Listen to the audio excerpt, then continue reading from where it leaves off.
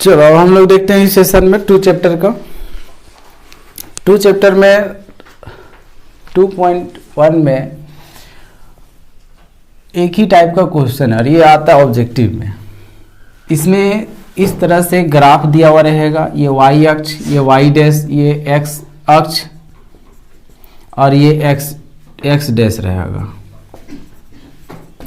और इसमें यहाँ पर ये मूल बिंदु है। इस तरह से ये ग्राफ बनाया हुआ रहेगा और इसमें एक ग्राफ रेखा लाइन खींचा हुआ रहेगा।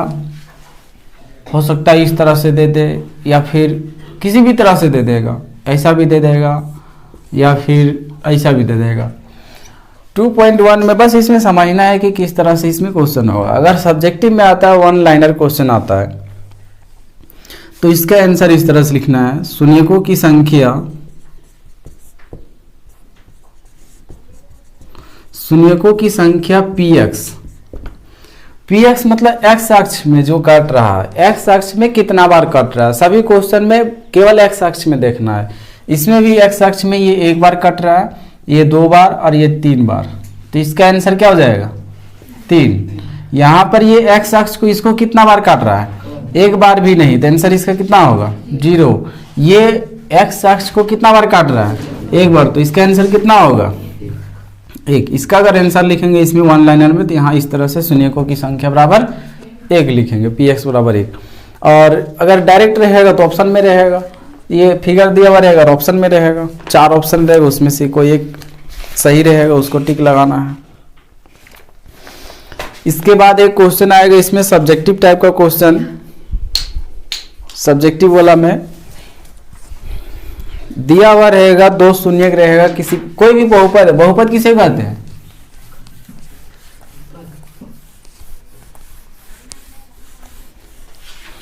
थ्योरी में लिखाए थे ये x, ये 0, x0 ऐसा करके। तो बहुपद जो होता है, बहुपद में द्विघात बहुपद के बारे में हम लोग को पढ़ना है। यहाँ द्विघात बहुपद, कोई भी बहुपद को द्विघात बहुपद कब कहेंगे? जब उस बहुपद का घात कितना हो? 2 हो। जैसे यहाँ पर ये x square plus b x और प्लस में c, तो इसमें चर a b c, ये चर नहीं है, यह चर है। एग्जाम्पल इसमें इस तरह से लिख सकते हैं। तो a b c अचर हो गया, x यहाँ पर चर है, तो जो चर होता है उसका अधिकतम घात देखा जाता है। x का घात 2, यहाँ x का घात 1, सबसे बड़ा घात कितना? 2। तो 2 वाले को क्या कहते हैं? द्विघात बहुपद। तो यहाँ पर यही द्विघात बहुपद के बारे में ही पढ़ना है। अच्छा, एक बहुपद रहेगा, यानी कि जिस बहुपद का घात 1 रहेगा उसको क्या कहेंगे? रैखिक बहुपद। वो हो गया रैखिक बहुपद। रैखिक बहुपद में चर का मान कितना निकलता है?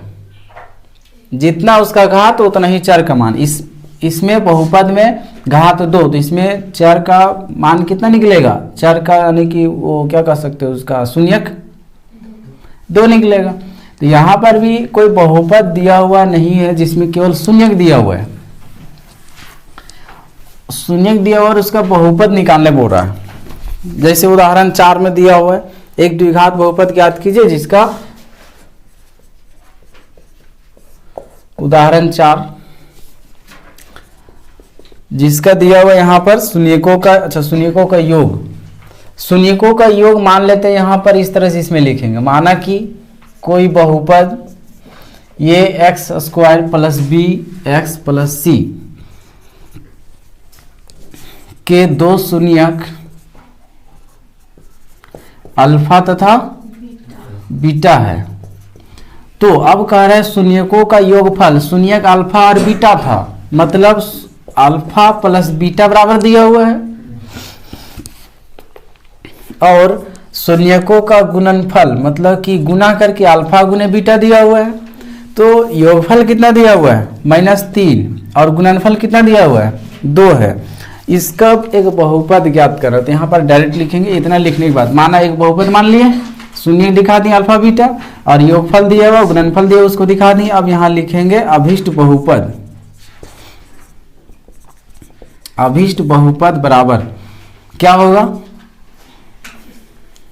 X square minus alpha plus beta x और प्लस में अल्फा गुने बीटा। यहाँ पर शून्यकों का योगफल बैठाते हैं और यहाँ पर गुणनफल बैठाते हैं। तो यहाँ पर अब क्या हो जाएगा, ये एक्स स्क्वायर रहेगा माइनस में अल्फा प्लस बीटा, यहाँ पर कितना है -3 है, तो यहाँ पर भी कितना होगा -3 और इसके साथ में एक्स गुना में और प्लस गुणनफल कितना था 2 हो जाएगा। ये हो गया एक्स स्क्वायर, माइनस और माइनस गुना होगा, ब्रैकेट हटाएंगे तो गुना होगा, माइनस माइनस क्या हो जाएगा +3 एक्स और प्लस में 2। यही हो गया आंसर इसका। एक इस चैप्टर में ये हो गया, सब्जेक्टिव में ये फर्स्ट इस टाइप का क्वेश्चन, और एक इसमें एक और दे सकता है।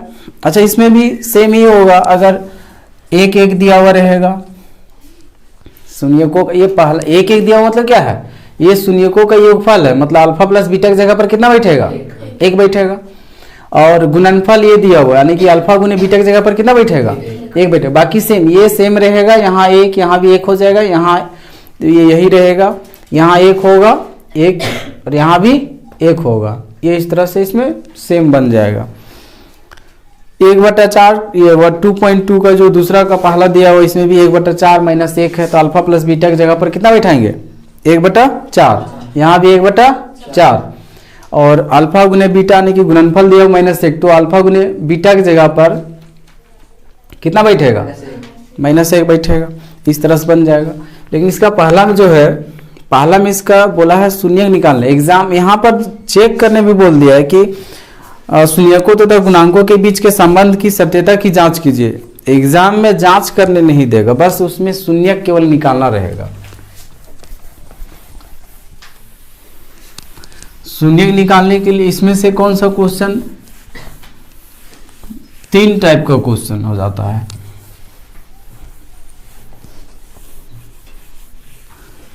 जो कि इसमें से 2 टाइप का यानी कि क्वेश्चन नंबर 4 और 5 पूछेगा ही नहीं। जैसे इसमें एक्स स्क्वायर माइनस, पहला का अगर बताए तो x square minus 2x minus 8 है, इसको सबसे पहले क्या मान लेंगे, इसको क्या मानेंगे px मान लेंगे, x square minus 2x minus 8। और हमें शून्य निकालना है, तो शून्य निकालने के लिए px को क्या करना होगा, 0 करना होगा। px 0 मतलब कि ये पूरा का वैल्यू क्या हो जाएगा, मतलब पूरे के बराबर, पूरे को किसके बराबर दिखा देंगे, 0 के बराबर। अब फर्स्ट इंटू लास्ट वाला प्रोसेस करना है। फर्स्ट इंटू लास्ट, यहाँ एक्स स्क्वायर रहेगा, x square into -8, x square into -8 गुना करके कितना आएगा -8x स्क्वायर आएगा। माइनस को भी छोड़ देना है, एक्स स्क्वायर को भी छोड़ देना है, 8 का एलसीएम निकालना है, 2 आएगा, ये इस तरह से आया। अब इसको छोड़ देना है, आ जाना है साइन में कि गुना किए तो साइन कौन सा है, माइनस का गुना। और यहाँ पर ये चीज जो आता है, यहाँ बीच वाला, फर्स्ट और लास्ट को गुना कर दिए, बीच वाला क्या होता है, इसको तोड़ के लाना है बीच वाले के बराबर। और यहाँ पर कौन सा साइन है, माइनस। माइनस कब आता है, वो जोड़ने और घटाने वाला में है, इसको पहले देख लेते हैं गुना वाले में। माइनस कब आता है गुना वाला में, जब प्लस और माइनस को गुना करते हैं तब क्या आता है, माइनस आता है। इसमें और भी प्लस प्लस माइनस माइनस है, लेकिन प्लस प्लस बैठाएंगे तो माइनस नहीं आएगा, माइनस माइनस बैठाएंगे तो भी यहाँ माइनस नहीं आएगा, तो यहाँ एक प्लस माइनस बैठाएंगे। और ये एक ही कंडीशन है इसमें, तो वही रह जाएगा। तो इसमें इस तरह से करना है, मतलब कि अब अगर इसको ले लें, एक में प्लस रहेगा एक में माइनस रहेगा, तो क्या होगा, जुड़ेगा कि घटेगा, घटेगा। तो यहाँ पर इसमें इस तरह से पेयर बनाना है कि घटा के कितना बचना चाहिए, 2 बचना चाहिए। तो सिंपल ये 2 दूना 4 लिखेंगे और यहाँ पर इसको 2 लिखेंगे, 4 में 2 घटा देंगे 2 बचेगा। लेकिन यहाँ साइन क्या बचना चाहिए, माइनस। माइनस बचना है तो बड़ा वाला में माइनस दे देंगे, प्लस माइनस तो बैठाना ही है, तो बड़ा वाला में प्लस दे देंगे और छोटा वाला में माइनस दे देंगे। तो यहाँ हो जाएगा 4। और ये एक्स स्क्वायर लाने के लिए इसमें भी एक्स और इसमें भी एक्स बैठा देंगे। अब ये दोनों को गुना करके देखो, इतना आएगा, प्लस गुना माइनस, ये माइनस आएगा, 4 दूनी 8, x गुना x एक्स स्क्वायर आएगा। 4x में 2x घटा दो, 2x बचेगा इसके बराबर, यही यहाँ घट जोड़ के या घटा के इतना आना चाहिए, गुना करके इतना आना चाहिए, इस तरह से। ये 4x हो गया और प्लस में 2x और माइनस में 8 बराबर 0। अब है कि यहाँ अगर 1 रहेगा तो डायरेक्ट हम लोग लिख सकते हैं x बराबर इसका साइन चेंज करके 4 और इसका साइन चेंज करके -2, ये -2 जिसको तोड़े हैं वही आंसर होता है। अगर यहाँ x स्क्वायर के साथ में 1 रहेगा तो इसको उस तरह से भी दिखाते हैं, कॉमन निकाल कर, दो संख्या का कॉमन निकालेगा यहाँ पर, दो का। यहाँ से क्या कॉमन निकल रहा है x, यहाँ x बचा और माइनस x बाहर तो क्या बचा 4, यहाँ प्लस है तो प्लस, माइनस रहेगा तो माइनस। अब कोशिश करो कि जो ब्रैकेट के अंदर में वही यहाँ पर भी बचना ही चाहिए। तो क्या बाहर निकलेगा, ये दोनों से ये 2 का पहाड़ा माता, ये भी 2 का पहाड़ा माता है, यहाँ x है यहाँ नहीं है, तो x कॉमन नहीं निकालेंगे, केवल 2 बाहर निकालेंगे। 2 बाहर निकल गया तो x बचा, माइनस का माइनस, 2 का पहाड़ा में 8 कितना बार में 4 बार में, और बराबर में क्या होगा 0। अब फिर से कॉमन ही निकालना है, कॉमन ही निकाला जाता है, या तो फिर ऐसे समझो कि यहाँ पर जो ये इससे कॉमन निकलेगा, तो ये दोनों से क्या कॉमन निकलेगा देखो जरा, x गुना इतना और 2 गुना इतना, तो क्या कॉमन निकलेगा x माइनस 4 कॉमन निकलेगा, x माइनस 4। और अब क्या बची है, यहाँ से x माइनस 4 कॉमन आ गया तो क्या बचा x, ये बचा, और यहाँ से ये x माइनस 4 बाहर निकल गया तो क्या बचा, प्लस में 2 बचा। यही चीज डायरेक्ट क्या समझते हो कि ब्रैकेट के अंदर वाला को एक बार लिख दो और ब्रैकेट के बाहर जो उसको एक बार लिख दो, लेकिन एक्चुअली में यहाँ क्या होता है कॉमन निकलता है। ये आ गया, इसको x यहाँ पर x बराबर 4, x बराबर -2, देखो आता है कि नहीं, डायरेक्ट भी बता दिए थे इस तरह से भी, लेकिन एग्जाम में यही बिठाना है, लॉन्ग वाला ही बनाना है। ये अब ये 0, इसको 0 से बराबर करें, x माइनस 4 बराबर 0 और x प्लस 2 बराबर 0, तो यहाँ ये 4 जो है इधर माइनस में उधर जाएगा तो x बराबर 4 और यहाँ पर x बराबर -2 होगा। यही तो डायरेक्ट बता दिए थे। इसके बाद डायरेक्ट यहाँ हम लोग लिख सकते हैं, लेकिन इसमें नहीं लिखना है, वो डायरेक्ट अपना चेक करने के लिए लिख सकते हो। अतः px का वो पूरे बहुपद को क्या मान लिए हैं, इस पूरे को px मान लिए, px का 2 शून्यक, px का 2 शून्यक 4 और -2 है, इतना लिखना है। ये यहाँ पर ये आ जाएगा, उसके बाद इसको इतना लिखना ही है। ये इस तरह से बहुपद का शून्यक निकालने का विधि, इससे एक टाइप का क्वेश्चन और एक इसमें बहुपद जो दूसरा भी पहले बता दिए थे उस टाइप का क्वेश्चन, 2 क्वेश्चन हो गया इससे। इसमें और भी क्वेश्चन है तो ये सभी बन जाएगा इसी तरह से।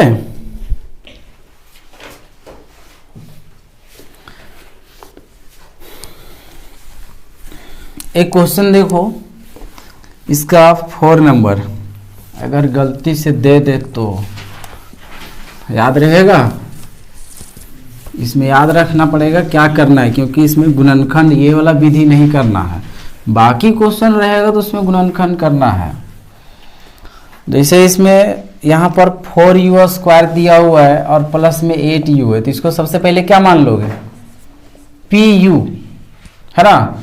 u क्यों मानते हैं, ये p पॉलिनोमियल मतलब बहुपद, और चर किसमें u में, इसमें इस बहुपद में चर जो है वो u में, इसलिए यहाँ u, अगर x में रहता तो यहाँ x मानते, इसको मान लिए।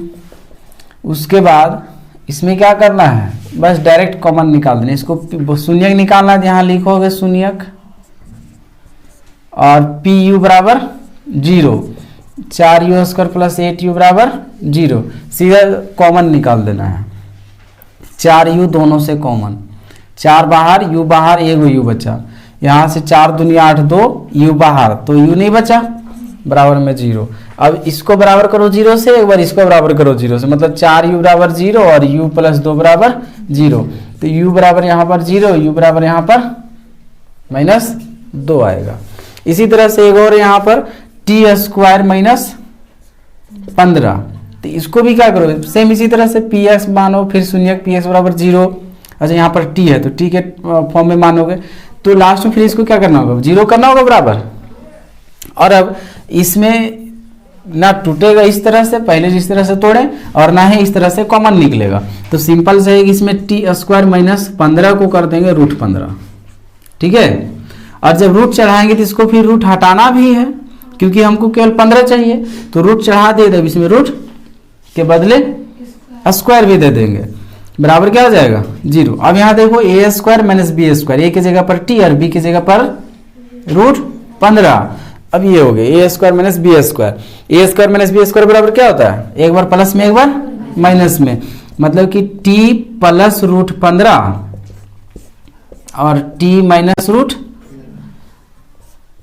15 बराबर में 0। अब एक बार इसको 0 से बराबर कर लो, एक बार इसको 0 से बराबर कर लो, टी का 2 वैल्यू आ गया, नहीं कि इसका शून्य आ गया। अब इसके बाद